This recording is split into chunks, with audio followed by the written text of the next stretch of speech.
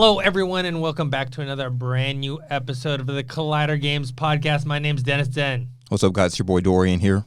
Josh Weyers. Yeah, we got a lot of news to talk about today. First one, Outriders. Yes, sir. You guys got to play it. Yeah. I did not. Should have came, man. Busy with VR. Honestly, I think you would have loved it. It looks fun. Yeah. I mean, it's from People Can Fly, the developers behind Gears of War, Judgment, and Bulletstorm.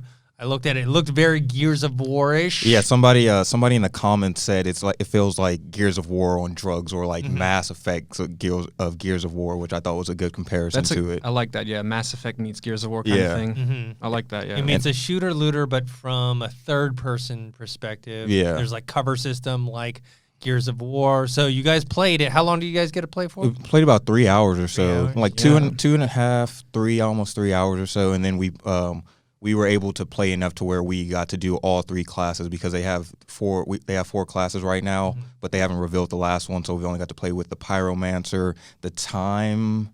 I can't remember the specific name for the Time one, and the Devastator. The Devastator. So it's basically fire, time, and space, and then Earth, and then we don't know what that last one is, but we have some theories. But overall, it was just an absolute blast. Like I had no expectations coming into it. Just know we got like a little teaser trailer at E3 last year, but coming into this, it was just like, all right, what are we going to get to expect? Started playing it, and especially once you got to do, like, you did the prologue, and then you did a little bit by yourself, and then we did a whole, like, we got to play together, and that part was the best part. It's a co-op looter shooter. It's up to three. Up to three? Yeah. Okay.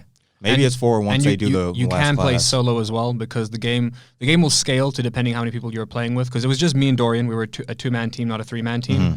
And the game was still still challenging. You know what I mean? So it scaled appropriately. You can play single player.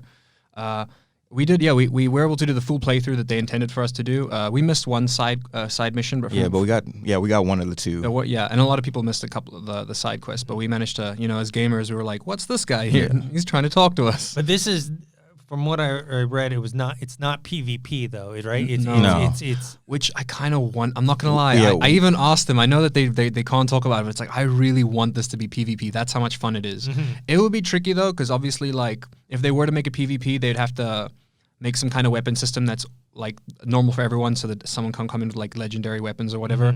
The loot system is very satisfying. I will say that compared to a lot of other looter shooters, it doesn't feel like you're getting like super OP weapons, which is good. It's like a progression depending on like the missions you're doing and stuff. So yeah, the loot system was great. Dude, I think Josh made a good comparison, and now we're going to talk about it later with Anthem, but we said it kind of feels like this is what Anthem in a way should have been in a lot of ways, and I specifically agree with that. the feel, like the combat, the fluidity of combat and playing with each other. It was beautiful. Yeah, I had a lot of fun. It was what I wanted Anthem to be, which is why, like, I think part of the reason, we'll get into later, I think the reason they're doing that is because a lot of competitors are going to be coming out with their own RPG looter shooters. I had a great time. The story was great. The graphics were good. And the prologue, I don't think they were allowed to show like the full prologue, and we have a little bit of it in our YouTube video, because I put up a video, like 17 minutes of footage. But the prologue itself, I think it did a fantastic job of setting up the story, like, because we had no idea what it was going to be about. But after you finish the prologue, and once you actually start your real missions and start playing co-op, you like have a good sense of what you need to do. What, like, they did a good job of building the universe. Like, it feels like it could be. They could set up a whole world. They could have comics. They could have prequels. It seems very established just from the 25-minute prologue you get. Like, I'm pretty sure we can talk about this now, but more or less to set the world pace of the world, it puts you into the prologue. Essentially, you're colonizers. Earth failed. Got to go colonize a new planet. You know, the classic sci-fi trope. But then you guys get to that new planet, and you guys are missing things. You guys are missing communications, all that stuff. And then you encounter your first, like, alien storm, right? And the classes, all the different classes you get, there's basically the people who are affected by the alien storms who then get those powers. But at some point in time, you get into like a cryo chamber during the prologue. And the prologue, well, the mission when you start playing with other people is you wake up and it's been like 35 years. And you realize communications never came. Half the stuff you guys needed to colonize the planet never came. So basically the colonized ships that land is basically going to war with each other, trying to like there's not enough resources. There's not enough resources for the humans in general. So it's like, and there's alien storms everywhere. So you get woken up and it's war. It's just like literally, it's like you're in the trenches of like World War I, like dragging through like what the hell's going on. And the loot's satisfying, like I said, but not just the gaming loot, but the actual like the armor you can pick up. Like it all looks different. None of them looks the same. Everything's unique. and you can like. That's the one thing I like the most. Because these are from the people that made Painkiller, right? And I saw a lot of like the dark, twisted elements from Painkiller shine through in the character design for this. Not from what we played because we were so low level, but like a lot of the end level loot, like the way the weapons look, they look like this almost like twisted is the word that they use. This beautiful, twisted kind of look. And yeah, no, it's got a good feel. It's got a good story. Keeps you involved, and then people can hop in and out as they want to play the story mode. And they have the thing called world tiers, where it's like that's kind of like the difficulty of the world, and you can like up the difficulty, lower the difficulty. That like will depend on your legendary loot drop rate, kind of like in Diablo, how you can up the difficulties to get better loot, etc. I just wish it came out sooner. I just don't want to wait till December, man. Holidays 2020 this year. That's kind of far, but I don't know. It says September 2020 on here on IGN, so I'm not 100% sure. Yeah, they didn't give a specific. Maybe this is just a speculated. But I guess we can say this as well. We do know that they are planning on doing it on the next gen console as well. Oh, nice. That's been a release. So if it comes out in September, I'd imagine they'd probably have like another re-release on the next gen console in December. Yeah, I watched the 17 minutes that you guys put online, and it's cool. They have like cutscenes, and like it's very story driven, because a lot of looter shooters you expect kind of like baseless like fetch quests and things like that. But yeah, everything like they had an emphasis on that. So I don't know. It looks like a lot of fun. It's something that wasn't really on my radar until this kind of came out. Yeah. Until I played it, it wasn't either. Like when the minute like we jumped in and it was me and Dorian standing next to each other, basically just wearing underwear and a gun. I was like, let's do this. Let's make I'm some ready. moves, bro. Like my dude looked like Black Kratos, or like he looked like Kratos if he was really black. It was cornrows cool. and everything. Yeah, it was cool. We weren't. I guess the character creator wasn't finalized yet. We weren't allowed to show that off in any of the footage, but there's some good customization involved. A lot of the cutscenes are in game. I noticed that as well. So there are your typical, whenever you get any kind of in-game cutscenes, there are bound to be some glitches. Like Jedi Fallen Order I played, there's a lot of in-game cutscenes. And if you're standing on like a jagged platform, your guy kind of, moves around while he's trying to talk. And I see a lot of that. Like, for instance, one of the things that I encountered that they'll probably fix was that a herd of these monsters were running past at one point in time. And because they were running so close during my like in-game cutscene, the screen shake activates, and I'm like I was just a very nauseating experience trying to watch the cutscene, but that's something they'll probably fix in the future. And then obviously because they're in-game cutscenes, it'll be whatever you're wearing, which is cool. Like if you picked up like epic loot, you will see it in the cutscene, like that's probably the coolest part for me. That's the whole point of getting loot. Exactly, right? To be able to show it off and look cool, yeah. I do hope that they make because it was difficult. Like you found, I didn't even see that side quest. I hope that they just wandering around accidentally. I was like, oh shit, let's like, do it. The first one we missed was because like it just popped up on my screen saying like side quest nearby or something, but it didn't show me where it was.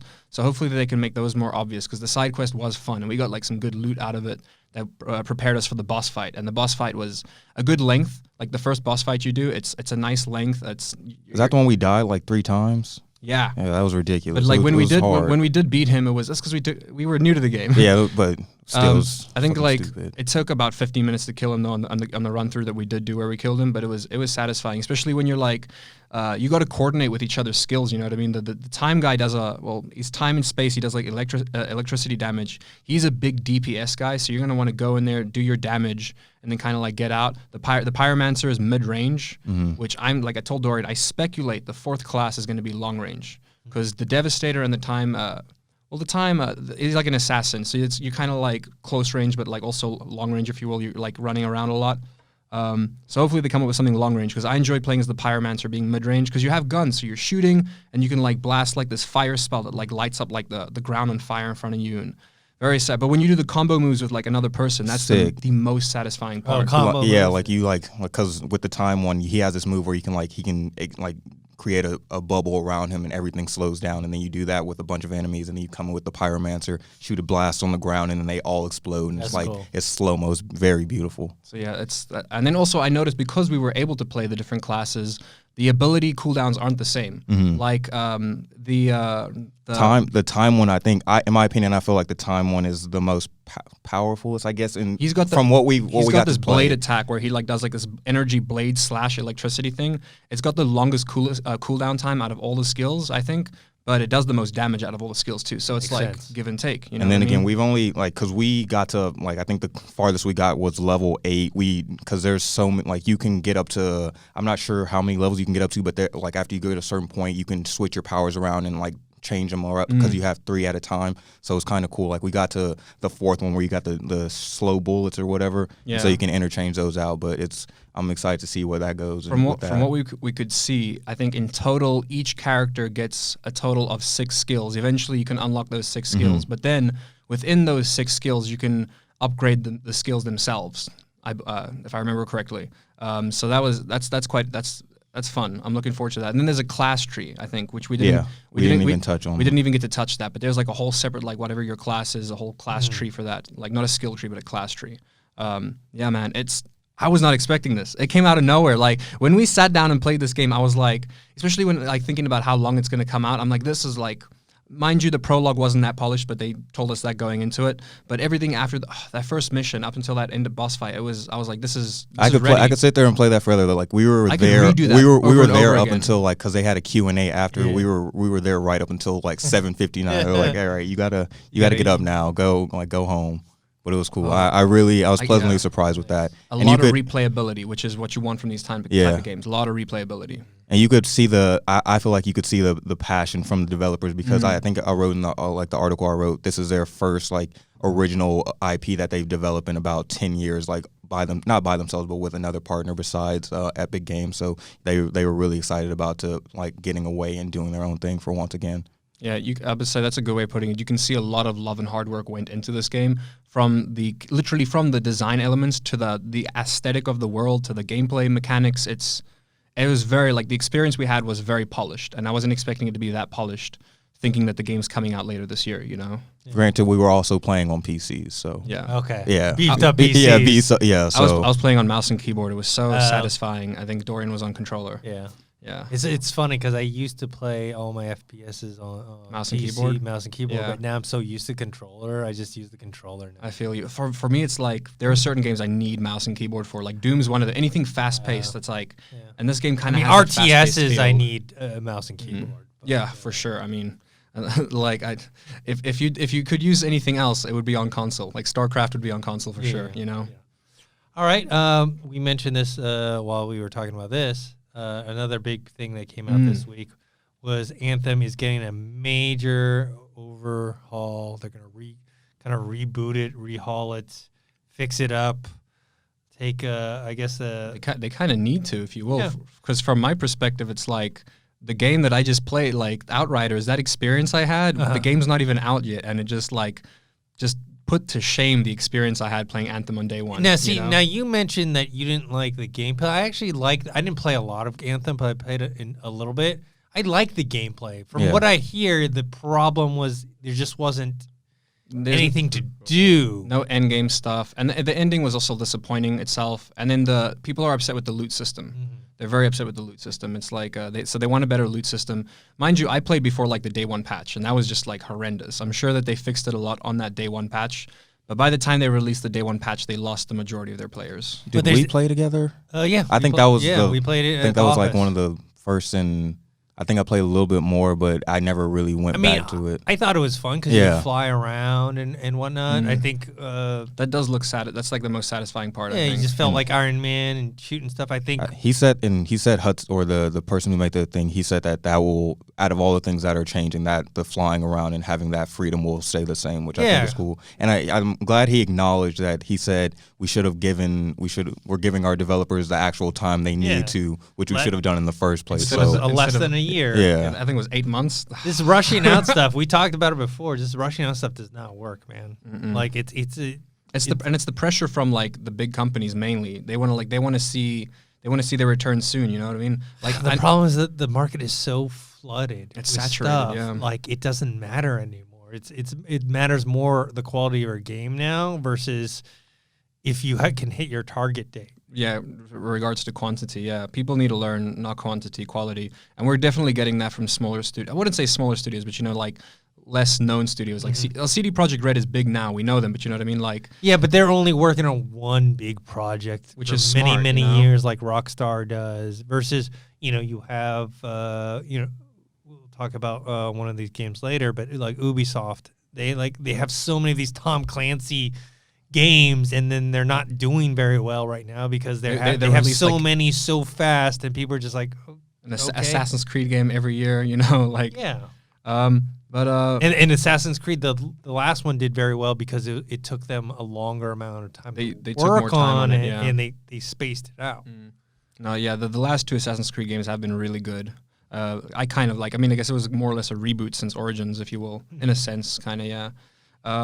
Yeah, man, no, 8 months is not long enough to work on a game. Like, I think, like, Outriders, they must have been working on this for years. Hell, yeah, there were years. There's even though it was on a beefed up PC, it was so fluid. Like, it was ridiculous. It looked beautiful, everything. But I'm willing to give them a chance. Like, him acknowledging, saying, like, we should have gave our developers more time. We're going to, like, redesign the core of it, keeping some of the things you like the same. I'm willing to, like, once they do the overhaul, once the actual change comes, I'll update my Anthem and see what's up and give it a chance again. I wonder if there's like a Destiny situation, because Destiny, when it first came out, a lot of people were complaining that there just wasn't enough. It wasn't, polished enough. And then later, like I think 3 DLCs later, they nailed it. Yeah, when they added the melee weapons, they really nailed it. And then people started to get hooked on it, and basically the promise of what the game was supposed to be kind of finally eventually was realized. We talk all the time about Fallout 76, like. Maybe someday it'll get to the point where it's supposed to be. Who knows? Maybe that'd be nice. Maybe when Wastelanders comes out, I don't know. And Anthem was another one where it's like, a lot of potential there. Like it was a fun gameplay mechanic, but they just didn't have. It's been about a year. I believe it's been exactly a year, hasn't it? Yeah. I think it came out March last year. I think it is time for an overhaul, because that was one of the things that I said to all my friends when Anthem bombed in the first place. I was like, because this is going to be a games as a service kind of thing, you know what I mean? Or they want to have longevity to it. So I was like, I can't wait to see what they do with this game in a year or two. And the only reason, but is it too late though? That's the question. Is it too late for the overhaul? It's going to be a grind for sure. But I look at Hello Games, and they. Like, it took them forever, but they redeemed themselves with No Man's Sky. Like, it's still maybe not the experience some people wanted, but No Man's Sky right now is, for me, so much fun as a survival game. You know what I mean? Mind you, it took them years and years of free updates, a lot of like, a lot of the things they were giving us should have been, like, $30, $40 DLCs, but they were giving it to us for free because they know that they promised it originally. You know what I mean? So, yeah, it's going back to, like, amount of time needed. I think one of my favorite games of all time was Horizon Zero Dawn. I don't know if you guys ever played that. Did you play that? No. It was such a beautiful RPG. The game mechanics are amazing. It was based off of strategy. It's set like, I think, like a couple thousand years from now, and like humanity's like cavemen, but everything around you is, all the wildlife is robots. Very cool storyline. But the people who developed that, the last game they developed, because this game came out in 2016 and it was beautiful when it came out. The only reason I don't think it did one game of the year was because it's the same year that The Witcher 3 came out, which is a beautiful game. But the last game they did was Killzone 3. I think it was like 10 years. Like the studio didn't do anything for like 10 years, and then poof, they just showed up with Horizon Zero Dawn, which was just this beautifully polished. You could tell they were working on it for a long time, kind of thing. And I'm hoping a lot of studios will start doing that. Like, don't announce a game until you've like already started working on it. So it's like in the 80% done or something, then you can be like, all right, guys, we have a game coming out in like 6 months that'll be done by the time. But like, yeah, wait until like you got the middle draft done, at least, not on the first draft. Because I think of I mean, mind you, we can't talk about it. I guess we can say we had a good experience, but with Final Fantasy VII, they announced that 4 or 5 years ago, and they weren't working on it yet. Like, you know what I mean? But like that kind of worked for the marketing and the hype, and I guess like they've been able to keep people hyped up. But then they had to like pause production on the game because they had to finish Kingdom Hearts 3, which is why can't say that. Never mind. But that's why part of the reason Final Fantasy took so long is because they had to stop development, help Kingdom Hearts 3 come out, and I forgot where I was going with this. But anyways. You think that gamers are open to waiting? Yeah, you know. No, I mean to coming back to this game that a lot of people have already written on. I think it's possible, but I think a lot of people are going to wait and see until this overhaul happens. Like, I'm not gonna go buy Anthem now. You know, I'm not gonna go home today and buy Anthem. You know, I think game like reboots or refixes or whatever, when we're talking about like Destiny or Anthem or Fallout 76, gaming, it's more conducive to that. Where like think about like TV shows, right? Like, you know how some TV shows start off great and they have the first season or maybe second season, but then the second or third season is disappointing, and then it's very hard to get people to come back to a television series, right? Yeah. I mean, I guess that's why they do all the testing, right? Where gaming is a little more, people are more open to going back to games that maybe weren't that great in the beginning. I feel like it's just going to like come down to how they market once it's done and everything. Like if I was them, I'd just get a bunch of like gaming influencers, try to get Ninja and them, try to like do like a big event or something. Just like just go all out with it. Pay a bunch of gaming influencers and do like how they did the Fortnite Rumble event or something. Like just or even go the all Gears out. of War when they paid Ninja to play Gears of War. Yeah, like something early. like that. They got to go real hard on the marketing and make it seem like it is basically essentially a new game, just with I don't know, at more. One thing's money. for sure, if they screw up a second time, could you imagine the outrage? Because I guess like a lot of the games that I know that have been like not rebooted or remade, but like getting a second release, if you will, almost. Like I think of one of the most popular MMOs to this day right now, which is Final Fantasy XIV. When that game first came out, it was trash. It was trash. Like no one talks about it. No one ever talks about it. I think it was only out for like maybe a year, maybe more. Then they re-released it as A Realm Reborn, and that game was amazing. Like from there on, now we've had all the expansions, millions of people playing the game. Side note, since we're already talking about Final Fantasy real quick, I'm still mad he spoiled a crucial plot line from 7. You played Final Fantasy VII, right? No, old school one? Okay, well then I won't spoil it for you just in case you actually end up playing it. To anybody listening, you know exactly what it is that I spoiled for this man. And the only reason I did it was because I didn't want people to like spoil it for you there, you know, which never happened anyways. Nobody who said anything. Yeah, I spoiled the major plot point to Final Fantasy VII for Dorian. Walk into the building, like there's a character poster of everybody, and he's like, oh, guess what? Points to someone like, just listen. It was evil. I felt bad. But yeah, Dorian's hooked to Final Fantasy now, which is cool. Yeah. But once you guys are able to talk about that, we'll do that. All right. Speaking of release dates and not releasing things on time, I was wrong about this one. Half-Life Alyx, March release date announced. And you're happy to be wrong, aren't you? I'm happy to be wrong. I mean, first, when they announced it only a few months ago, like, we're going to have Half-Life. Guess what? It's going to be VR. It's Half-Life Alyx. It's coming in March. I was so skeptical. And I was like, dude, if you need more time, just take the time. And then they're like, no. It's coming. It's coming. It's done. We're just polishing it up. And then now from them saying, oh, March 2020, they're like, no, March 23rd. That's the date. So sounds like this is definitely coming out. Like we're basically almost just over a month away. They can't really announce. I guess, I don't know, they could, but it's like I think they're going to deliver. If they say they're going to deliver, they're going to deliver. Also, like when we first saw that first footage of Half-Life Alyx, that it looked like they were working on that for years. Yeah. You know what I mean? Like I think of all of the times that we thought Half-Life 3 was coming out, every time there was a leak or whatever in the past like 10 years, I have a feeling that was actually about Half-Life Alyx. That's like my assumptions on this, or my guesses. Remember, you can still get all the other Half-Life games for free until the release on Steam until Half-Life Alyx comes out. Nice. So if you want to play the old school Half-Life, and once you've done that, if you enjoy that experience, pick up Half-Life Black Mesa, and then you can do it again with a friend. All right, let's move on to this next one. This is one you sent me about the PlayStation, because we talked about this last week about the pricing and like how they were PS5 was gonna wait to see what happens with the Xbox Series X, which is very different from what they've always done. Yes, and then you just sent me some stuff about the manufacturing. It's a little sad, but I guess it makes sense once you like look at the reasoning behind this. So the cost to produce the PS5 is $450. That's the cost to make it, not to sell it. That's the cost to make it. But in retrospect, I believe the PS4, the cost to make that was about $379 or $378. So they were only making like a $12 like profit off of each PlayStation 4 sold. But you make more money with the software sales, of course. You know, all the Sony software sales. Even like to talk about this, one of the things that I read up as well was they made like a loss on certain PS3s. They made like a huge loss where I think it cost like almost like $800 and something to produce a PS3. Shit. I was like the 20 gig slim or something. I don't know. or I could be wrong, but I know there was a certain PS3 that cost them like almost $800 to create, but then like to make, but they would sell it at like $400. So it's a huge loss. But then I guess they try to make the money back with digital sales, and licensing and all those things.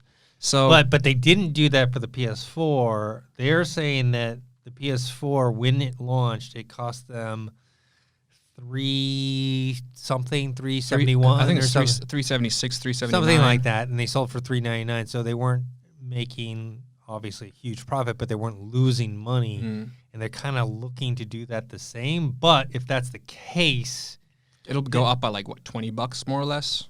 Well, that's the thing is like right now the cost, like you mentioned, the PS5 is costing $450. So if you're taking that, like let's say $20 up. Probably or whatever, like $470. So, but that's such a weird price. They'd probably just make it $500, you know, or like $499. They'd probably just make it $499. So they can either go $499 or they can go $449. But they're still waiting to see what happens with Xbox Series X. I have a feeling Microsoft is going to be like, screw it.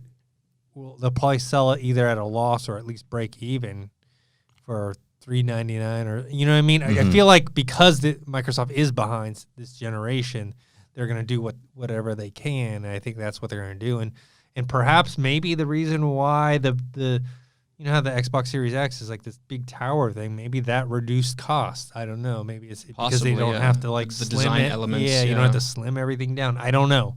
But it's just very interesting to see that Sony's kind of like hedging in terms of naming a price because they don't want to lose money. Right. I think this is Sony's fault, though. Like, if you look at the reasons as to why it costs $450 to make them, it's because the DRAM and something else that they're trying to get is usually used in high-end gaming laptops and high-end like phones and tablets, and also being used in the Xbox, the Xbox Series X coming out. So part of the reason is because of those are the main reasons. But it's like it just sounds like they should have like been like stocking up on these things years ago. You know what I mean? Like, I feel like Microsoft probably did that. I don't think Microsoft planned on buying PlayStation out in a sense, like from just buying all the DRAM available.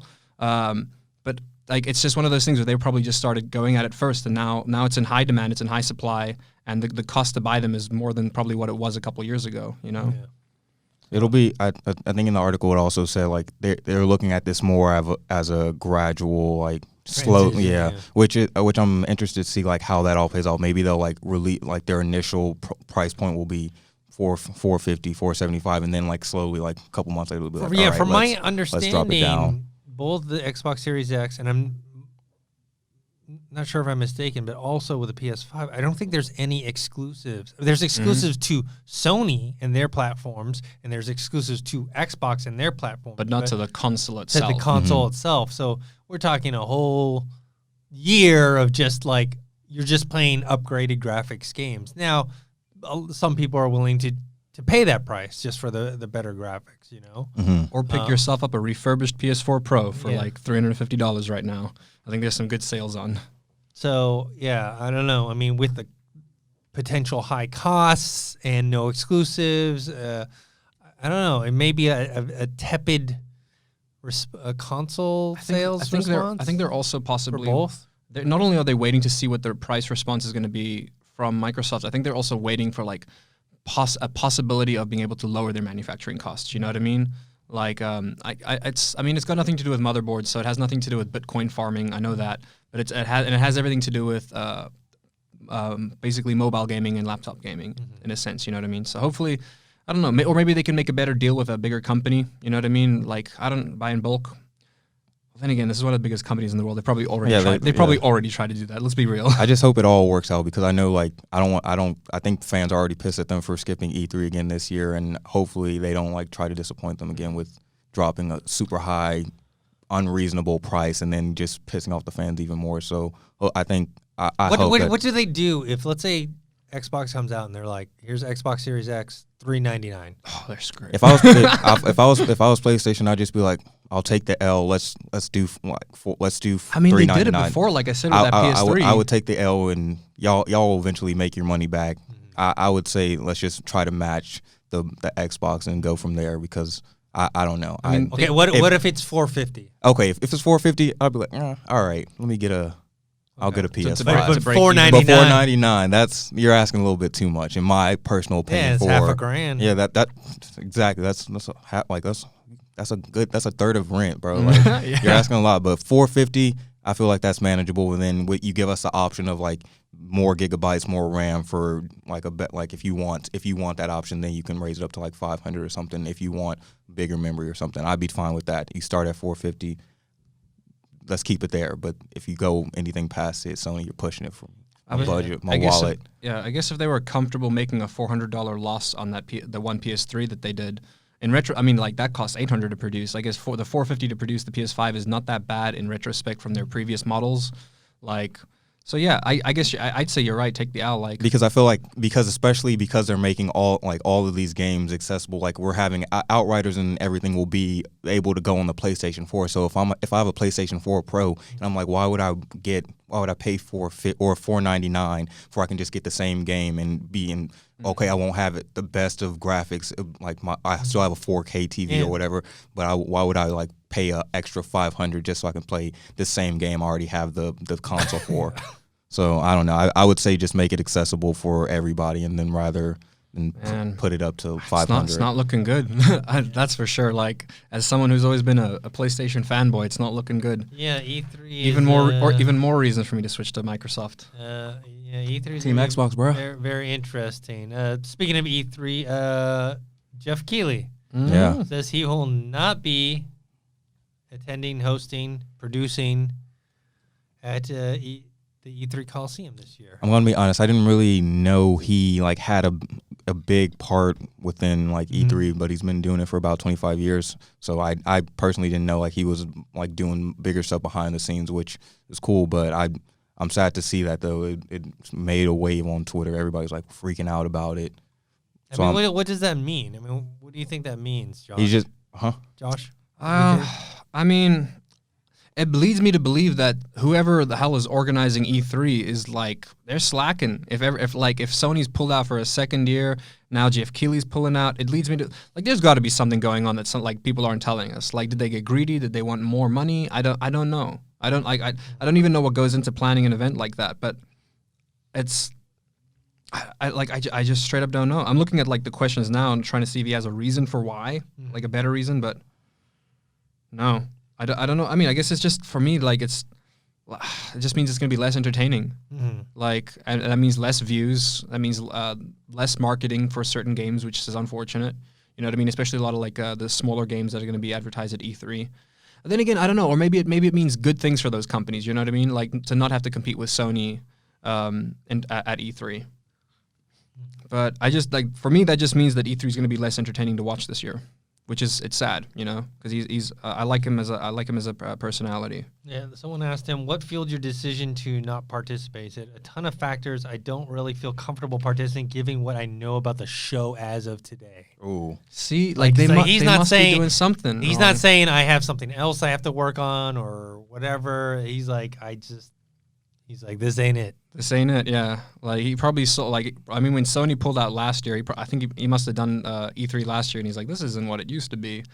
And now this year, it's, I don't know, man, but like I said, something's going on. Because, I mean, it was a very weird choice for Sony not to do E3 last year, you know what I mean? And now not to do it again this year, and now you got Jeff Keighley. It's more weird this year not doing it. Last year was like, okay, there was a lot of stuff they didn't. I think Death Stranding was probably the only thing coming out that they really could promote, but this year it's like you're launching a new console, right? And then they said that they were going to do all the smaller events internationally, you know, because they think, I guess they say it works out better for them, and it has proven to work out better for marketing in the past, which that works well as well if you think about it, because it's like not everyone can go to E3, not everyone lives in California, you know. So that's nice for like the people who don't get to experience those things, rather have like the smaller events in other states and stuff, which is nice. But yeah, man, something's got to be happening behind the screen, the scenes at E3. Oh, the tea will be spilled soon. Hopefully, we'll find out at E3 what happened. All right.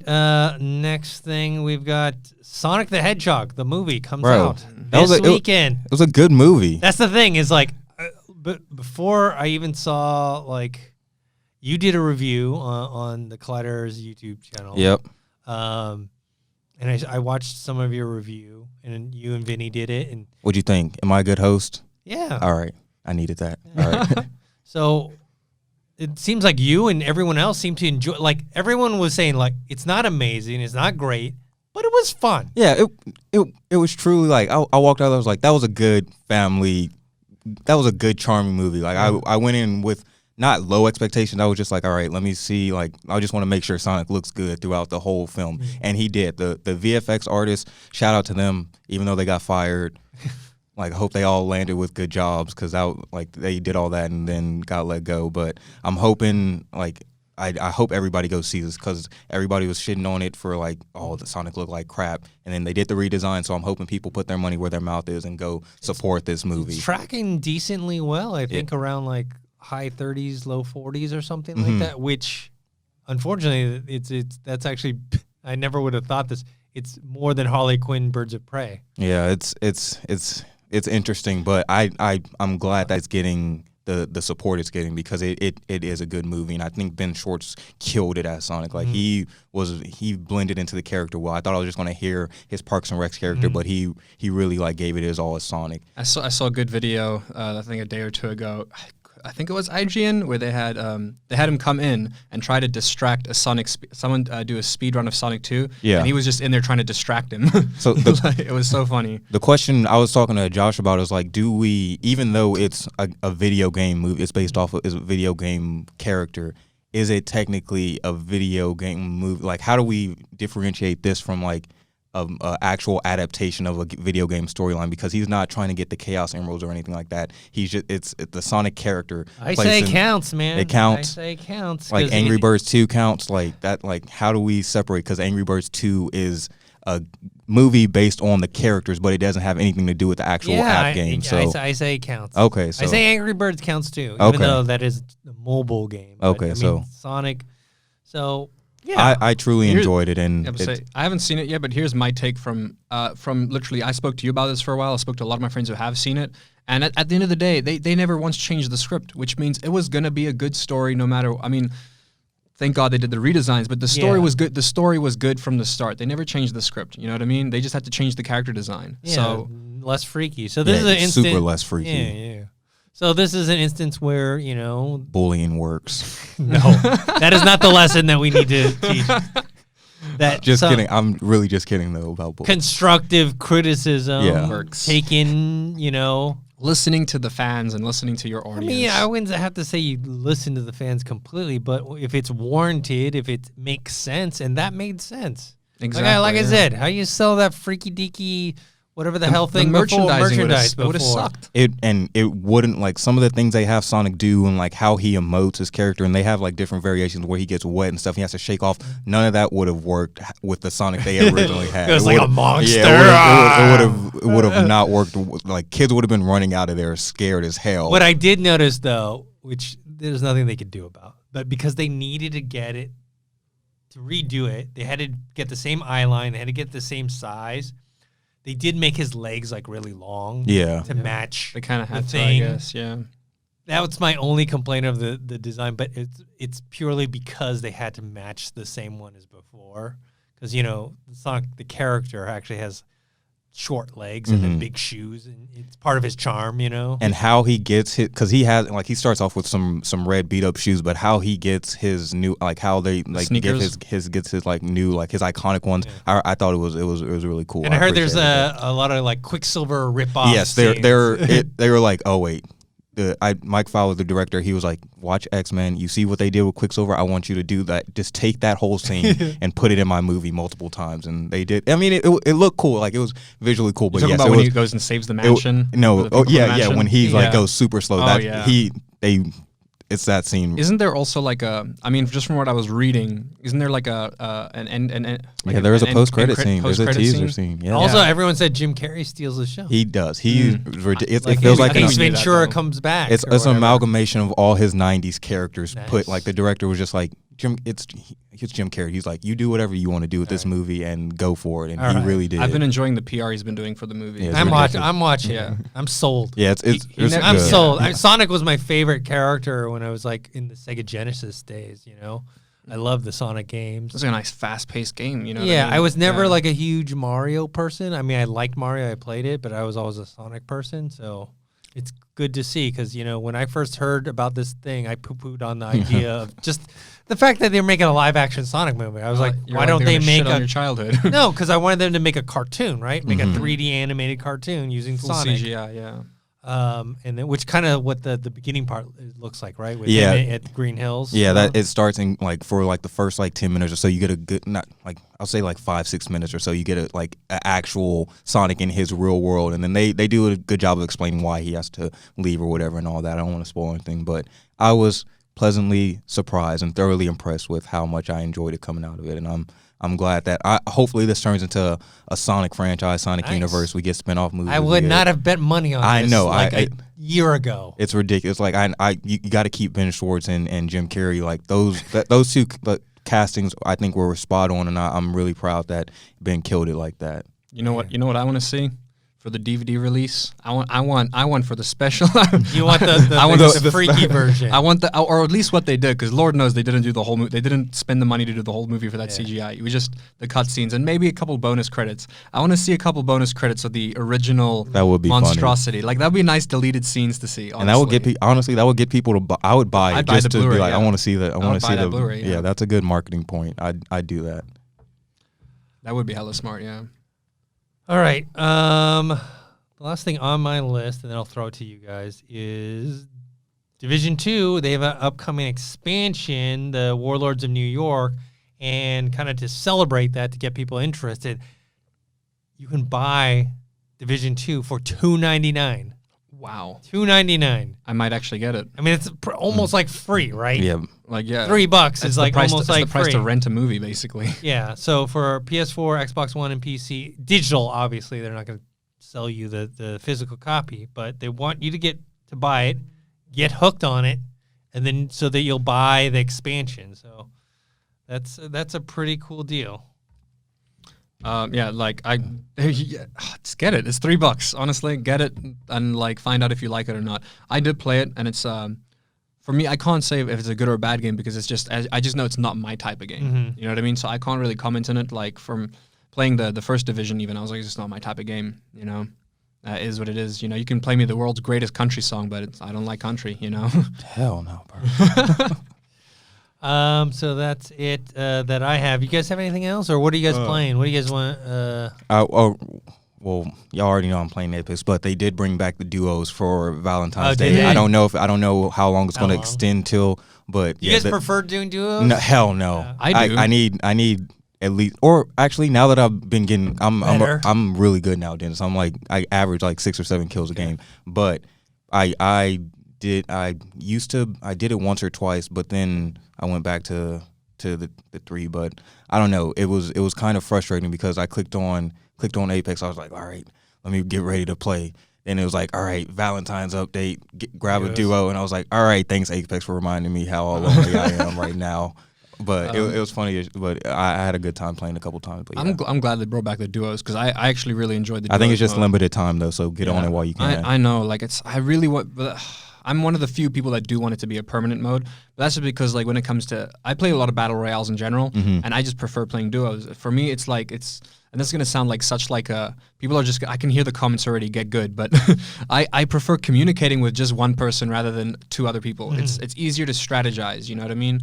I mean, for me, it's just about if I can play with someone I know. If I can play with 2 other people that I know, that's good. You know what I don't like is when you're playing with one guy you know and one guy random ass, stranger. Yeah. Because they never listen to what the hell you're doing. Mm-hmm. Yeah, they mess up everything. Yeah. It's ridiculous, but I don't know. You've been playing as a new character? What do you mean? Oh no, I play with Reverend anytime I have to do a daily challenge with him. But if I don't have to play with him, then I'll you don't like him? It's not that I don't like him. I'm just not your play style. Mirage, Bloodhound. Those are my 2. You like Mirage? Yep. Really? Bro. Well, I guess, he's good if you know how to use him. I can't. I got some of the coolest skins for Mirage, but I don't use him. Bro, it seems like whatever main character you play with the most, they never give you the option of those custom skins. I've gone through 30. I went through 30 loot boxes at one sitting. not one Mirage skin. I was like, this is the first crime. Apex pack. Got to be in the algorithm. Yeah, they're like, I bet whichever. you if you start playing like a different character, you'll get a Mirage. that's it. I think sums up. I think it was like maybe it was different when the game like first came out because I remember playing the week it came out, and there was like limited characters as well, so less loot to get out of a chest. But the first Apex pack I opened up, like the first one, I got the most legendary outfit for Mirage. And then I just played as him forever, trying to get good as him, and I just never could. And I was like, damn it. Trade me this. I wish you could trade skins with people. Right? Yeah. Just send it. But yeah, for me, Caustic, bro. I love playing as Caustic. That's my guy right there. Caustic and then Lifeline. Yeah. I'm trying to get good with Lifeline because those care packages come in handy. Pathfinder is fun, dude. Honestly, like for movement. I can't. I tried. That's like the Pathfinder, Caustic. Unless they're a daily challenge, no. Well, yeah. You might as well just cut them off my menu. They're never going to pick. I never get to play as Pathfinder because the people I play with, they always that's like my friend Tyler. He's always Pathfinder. I was like, fine, I'll be Caustic. But yeah, it's been a fun season. I like it. It has been. It's been a very sniper heavy season, which is making me get better at being a sniper because I usually don't stick with the sniper. Not a camper, are you? Yeah, no, but now it's starting to get to that point because it's very biggest sin. I remember playing Counter Strike is if you're a camper. In this version, I'm not that much of a camper, but snipers is a very focused thing in season 4. I guess for me, I've been playing. Mainly been playing some Apex. Been doing a lot of tabletop RPG lately, which is fun. Always fun. I love me some good tabletop RPGs. And then recently got myself the prototype bundle. I got Prototype 1 and 2 again, which were some of my favorite games ever, and I got them both for I think $14. I've been playing that. That's been fun. A lot of Fortnite still as usual. So yeah, mainly just Fortnite. A lot of Apex, so mainly Battle Royales. Oh, and then Darwin Project has been sick. Dude, get that. Get Darwin Project. Okay. It's free. What is that? It's a free Battle Royale. It's a Battle Royale, but it's 8 people, and it's more about tracking each other because you're in this snow area. It's like on some Hunger Games type crap. Kind of like that, yeah. Okay. And each section gets shut down. It's not like a storm that comes in and closes in. It's almost like each place is an octagon. Each section is its own octagon, and they kind of come together and make this shape. Okay. And even when you see the map, is there guns and stuff? No, there's arrows. You have arrows. It's like I said, it's more about tracking the other person and hunting them down. All right, you kind of just sold me. And you got to stay warm, so you got to use firewood, keep yourself warm because you'll die from freezing to death. Oh damn! And then there's one person who gets to play as the director, and he's just this orb that basically flies around, and he gets to fuck with the players. So it is Hunger Games. Or help them. It's basically Hunger Games. Yeah. It's free. I played it when it first came out in beta on PC. A lot has changed since then. They took out fire arrows. I don't know why. I'm sure there's a reason to why. Maybe they were too OP. I don't know, but it's a fun game. You can only have 8 arrows at a time. Okay. So you're not too OP. It's cool though. Hop into it. I think you might enjoy it. All right. I'll give it a chance. Battle Royales. It's only one person. Obviously, there's no teams. Yeah. I see. If I'd rather be solo than do a duo in a game. And it's not 100 people. It's only I think 10 or 8 people. All right. I can do that. Yeah. All right. I'll give it a chance. Give you guys an update next week. Cool. Any games you guys are looking forward to? I mean, for me, obviously, it's Half-Life Alyx. For me, it's Final Fantasy, which is coming out next month, baby. Yeah. We can say we went to an event, and you can say you had fun. Yeah, I'm not gonna give them my impression or anything, but I just want I'm excited to see what happens with that. Yeah, that's my most anticipated right now. Nice. Yeah, and I'm gonna have to follow up with that, man. Once obviously we can't say anything, but I can say that it was everything I ever wanted. Nice. It lives up to my expectations. And once again, this is also something I guess we can talk about. We weren't playing it on supercomputers, so I know that what we were getting was what the basic consumer is going to be getting, and it looks good, guys. It looks good. Nice. All right, guys. I'm sorry, Dorian. I'm so sorry. All right, guys. That's it for this episode. Dorian, where can people find you? Find me on Twitter, Dorian Parks and Rex. Find me on Instagram, Dorian Parks, and you can find me here right on Collider Games. Josh? You guys can find me on Instagram at josh.toki, and you can find me on Twitch at Josh_Toki. And you guys can see me on Collider Games here on the podcast. And you guys can find me on Twitter at ThinkHero, Instagram, Dennis.tzng. Also subscribe to our YouTube channel, youtube.com/Collider Games. Also subscribe to our Collider podcast feed. That's the Collider Factory feed every single week for this show. See you guys next time.